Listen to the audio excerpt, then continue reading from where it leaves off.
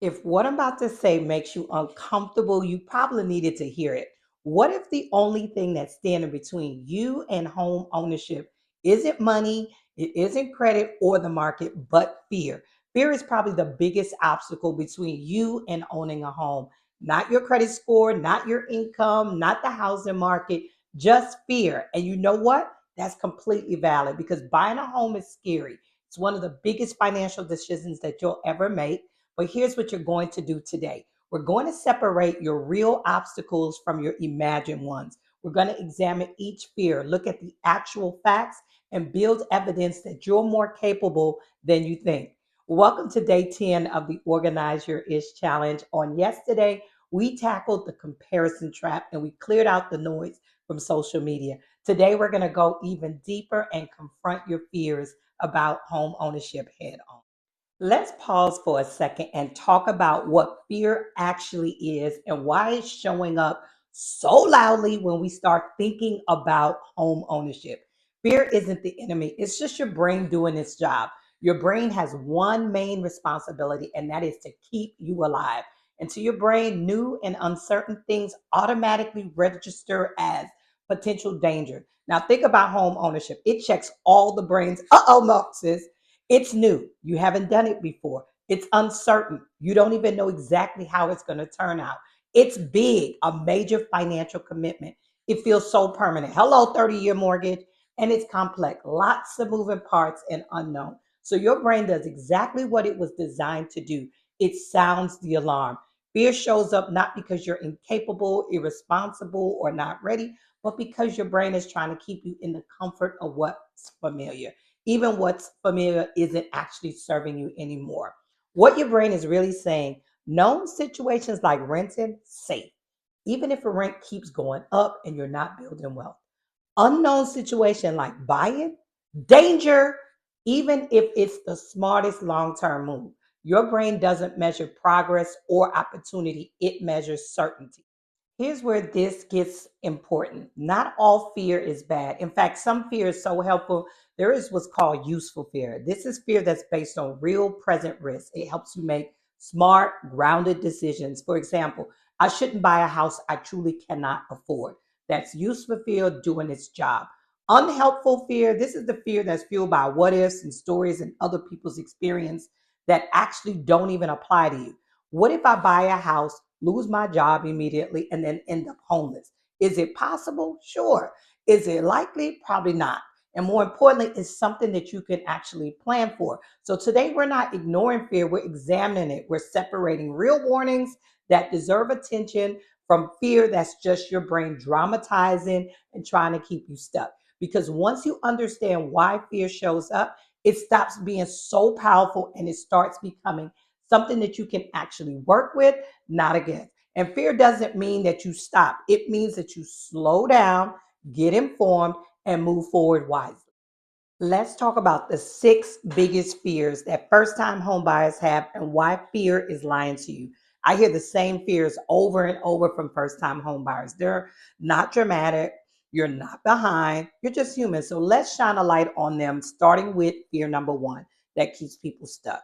What if I can't afford the mortgage? What your brain imagines is that you buy the house, life happens, one thing goes wrong, then another. Suddenly you're broke, stressed, and living in a cardboard box. Deep breath. Let's talk facts. The truth is, lenders approve you based on your ability to pay. They don't want any defaults. Your debt to income ratio is designed to protect you. You decide how much house you can actually buy. You can also buy below your max approval for breathing room. And the real question isn't, can I afford a mortgage? It's, can I afford this house with this payment? The proof that you're already capable is that you're paying rent right now. That's a housing payment. If your mortgage is equal to or less than rent, you're already doing it. You've managed bills, debt, and life, even if it was imperfect. There's some smart protections. You can buy below your max approval, build a 3 to 6 month emergency fund, get life and disability insurance. You could also choose comfort over approved for. Yes, emergencies happen, but they happen whether you rent or own. And at least with own ownership, you're building equity instead of paying someone else's mortgage. Fear number two, what if something breaks and I can't afford to fix it? What fear says is that you close on Friday, by Monday, the roof collapses, the AC dies, your foundation cracks all at once. But the reality is, inspections catch major issues before you buy. You can negotiate repairs or credits. Home warranties and insurance policies cover many of the problems. Most repairs are gradual and not surprise disasters. Maintenance averages 1 to 3% of your home value each year, and you can budget for that. The real question is, am I prepared for normal home maintenance? Proof that you're capable is that you already manage a household. You know how to call professionals. You've handled surprise expenses before. You're learning to plan for them now. And you can also have a home inspection. It's non-negotiable. You can request a home warranty. You can budget for 1 to 2% of your maintenance costs each year. You can learn small DIY fixes. Get home ownership insurance. Yes, things do break. No, not everything breaks at once. Fear number three, what if I buy at the wrong time and the market crashes? What fear predicts is that you buy at the peak, the market tanks, you lose everything. But the truth is, you're buying a home, not day trading real estate. If you stay 5+ years, the market swings usually levels out. Home values trend upward long term. You only lose money if you sell during a downturn. So waiting for perfect timing often costs more in the long run. The real question is, am I buying a home I plan to stay in long enough? The proof that you're capable is that you're thinking long term. You're educating yourself. You're not rushing emotionally because everyone else is doing it. Some protection plans you can buy only if you plan to stay 5+ years. Don't max out your budget. Buy something affordable, even if the values dip. Build equity over time because you can't time the market perfectly, but you can make a smart, sustainable choice. Fear number four, what if I choose the wrong house or neighborhood? What fear says is that you'll hate it. The neighbors will be awful. You'll be stuck forever. But the fact is that you're not stuck. The average homeowner moves every 7 to 13 years. You can sell. Most regrets are fixable, like paint, updates, landscaping. Research dramatically lowers your risk. The real question is, have I done my homework? And the proof that you're capable is that you're 30 days into learning this process. You know what matters to you most. You ask questions and research. You've made big life decisions before. Protect yourself by visiting the neighborhood at different times. Talk to the neighbors. Research schools, crime development. Drive the commute from home to work. Check flood zones and noise. Work with a knowledgeable realtor. Perfect doesn't exist, but good enough is actually great. Fear five says, what if I'm not responsible enough? What fear is whispering is that you'll mess up, you'll miss payments, you'll prove that you're not ready. But you want a truth bomb? You're already managing bills, work, and life. Home ownership just needs consistency, not perfection. Systems are going to be greater than willpower. You've been building these skills this entire challenge, and the real question is, am I willing to use systems? Proof that you're capable is that you've shown up for the last 10 days. You've built a financial command center. You've tracked your spending. You're learning and you're improving. Put some protections in place. Automate payments, set maintenance reminders, create a checklist, hire help whenever you need it, ask questions because responsible doesn't mean flawless. It means that you're prepared. Fear six, what if I'm making a mistake? What fear says, wrong time, wrong choice, lifetime regret? But the fact that there's no perfect decision, waiting for certainty equals waiting forever. Informed is greater than perfect. Ownership is going to build equity, renting doesn't. And the real question is, do I have enough information to decide wisely? Proof that you're actual capable, you're educating yourself, you're planning and you're not rushing. You've made big decisions before. You want to work with professionals. You want to take your time, walk away whenever needed. Trust your gut. Let's build the evidence because your brain needs proof, right? You've already proven that you can handle this. There is financial responsibility. You pay bills, you manage a budget, even if it's imperfect, you earn income, you pay rent, you're working through debt, you save money.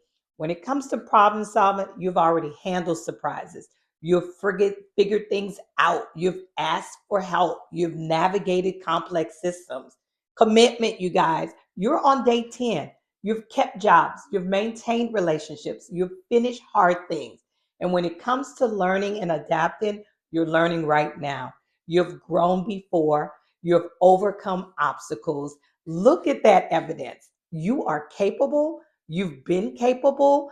Fear doesn't get to erase the fact.